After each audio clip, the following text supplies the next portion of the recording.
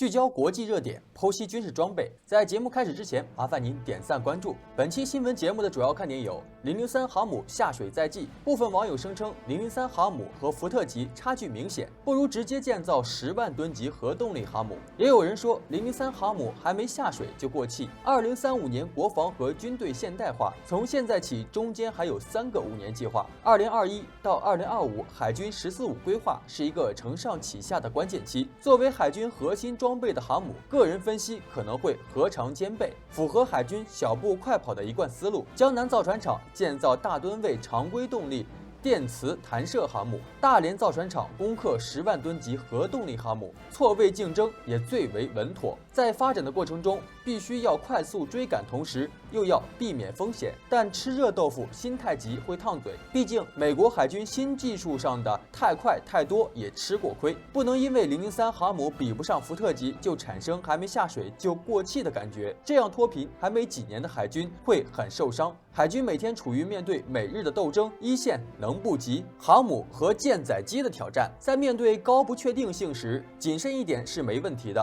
而面对高确定性时，海军也有下饺子的实力。航母作为差距最大的板块，挑战不少：电磁弹射、大吨位、隐身舰载机、核动力。即将下水的003航母要吃的热豆腐就是电磁弹射和大吨位。解决这2个问题，就能大大提高航母平台舰载机的载油、载弹量和舰载机数量。电磁弹射要解决了，那就是在细分领域和美海军站在同一起跑线了。大吨位航母需要更强劲的舰用蒸汽轮机，同时船厂也要掌握更大吨位航母的建造技术，优化舱室和机库等内部结构。003航母解决的就是这2个问题，海4代优先级更高。不管是常规动力还是核动力，航母是个起降平台，最核心的价值是负责提高舰载机起降效率和搭载数量。对战斗力影响颇大的是海4代隐形战斗机，可以结合歼20和歼15的使用经验。海4代不管是 FC31魔改还是重新设计，紧迫性和优先级都很高。预计首飞时间会在003航母服役前，就算稍晚一点，也势必要在“14-5”规划这5年内定型首飞，不然影响战斗力这个责任还是很重大的。核动力有当然更好，广大军迷期盼的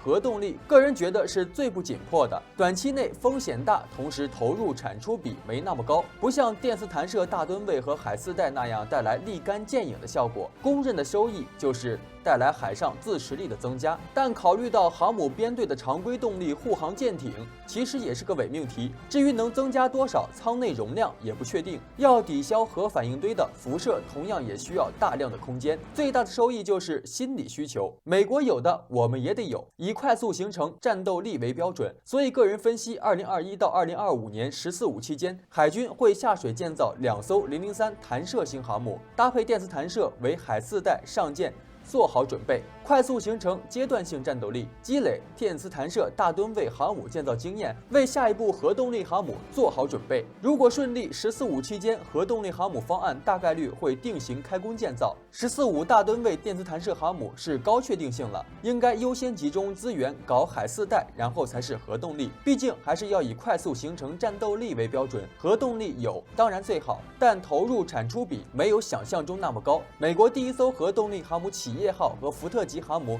也历经波折，在核动力没有成熟前，常规动力更为稳妥，不然核动力烫到嘴了，谁能负责？作为我国国产的第3艘航空母舰，004号和003号航母其实一直都是人们津津乐道的一个话题。从官方媒体有意无意透露的一些所谓的消息来看，004号航母应该已经开始建造了，但具体进度如何，我们暂时不得而知。不过004号航母可能具备的一些性能参数，从目前已知的资料来看，有以下一些数据：一，004号航母应该是采用核常动力共通技术，很多军迷或者一些媒体都喜欢说004号航空母舰一定采用的是核动力，但是按照中国当前掌握的舰艇核发电技术，应该还是不够成熟的。当年美国的企业号核动力航母的核发电就是效率太低，而且费钱，并且能够维持动力也就几年，一到年限就得更换核燃料。按照企业级核动力航母服役的年限，如果也是和尼米兹级核动力航母一样50年，每3年更换一次燃料的费用要达到建造费用的1/10。总而言之，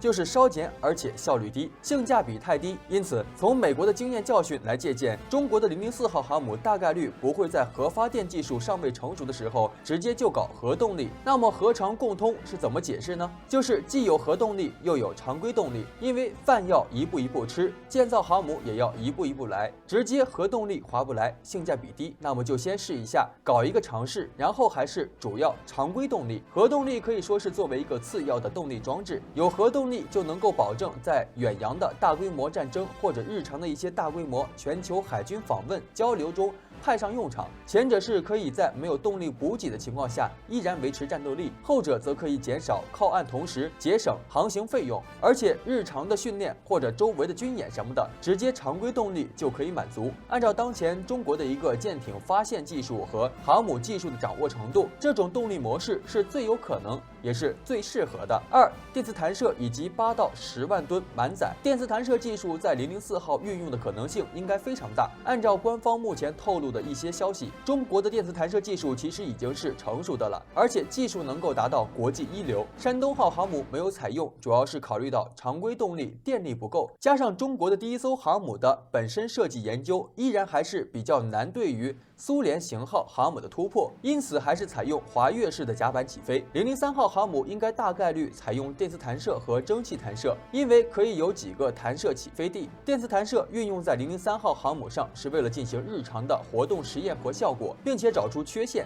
进而改进，然后作用在004号航母上。004号航母就能够直接用上改进后的电磁弹射，到时的战机起飞速度就会显得非常快，这就大大加强了航母战斗力的发挥。而吨位8到10万吨，我预计可能为10万吨，因为按照目前的情况来看，003号航母很大概率就是8万吨的大中型航母，对比美国的10万吨超级航母还是有2万吨的差别，2万吨差得很大。而且加上美式航母很讲究的就是甲板的空间感，苏式航母则是舰岛大，并且装上各种武器装备，算上是巡洋舰型航母。但是这极大的限制了航母战斗力的发挥，因为一些其他的攻击武器只需要航母舰队的驱逐舰和护卫舰等其他类型舰艇去完成就可以了。航母的核心战斗力就是它的舰载机。004号航母因为要符合中国对标美国的一个国情，按理是要尝试10万多吨的超级航母吨位的，10万多的核常共通动力航母，配上中国更加庞大多样的航母战斗群、舰艇规模，确实有和美国航母舰队一较高下的实力。实际上，进入2021年以来，外媒就一直宣称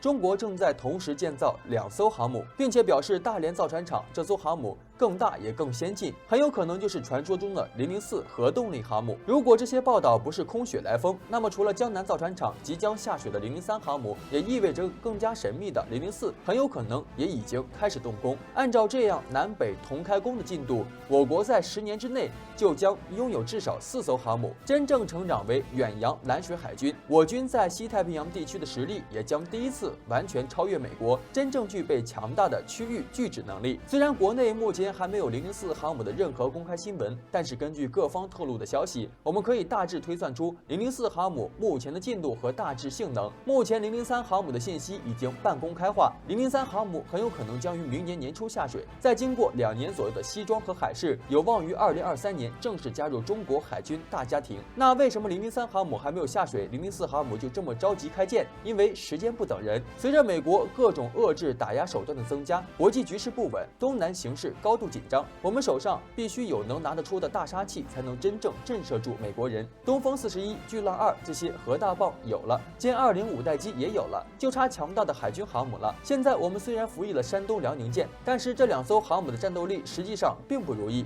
作为苏联库兹涅佐夫级的一奶同胞，只有6万吨的满载排水量和滑跃起飞甲板显然不够用。这2艘航母不仅比不过美国现役的尼米兹级、福特级，甚至还不如美国60年代的小鹰级。未来统一战争开打，用这2艘航母很难吓住美国人，所以003航母必须实现跨越式的弯道超车。根据国内流传的消息，再结合最新的卫星图片分析，003航母的满载排水量有望达到8到10万吨。采用全直通甲板配合3条电磁弹射器的舰载机起飞模式，与美国尼米兹级相比，003航母排水量不输，弹射效率超出出，如果不考虑核动力带来的续航问题，总体性能已经高于尼米兹级，从不如小鹰级到一举超过尼米兹级。003的提高堪称质的飞跃。003虽好，但是它距离服役仍旧还需3到4年。如果等到它服役再建造004航母，这样效率太低，也不符合目前紧张局势的需要，所以必须南北同时开工，003、004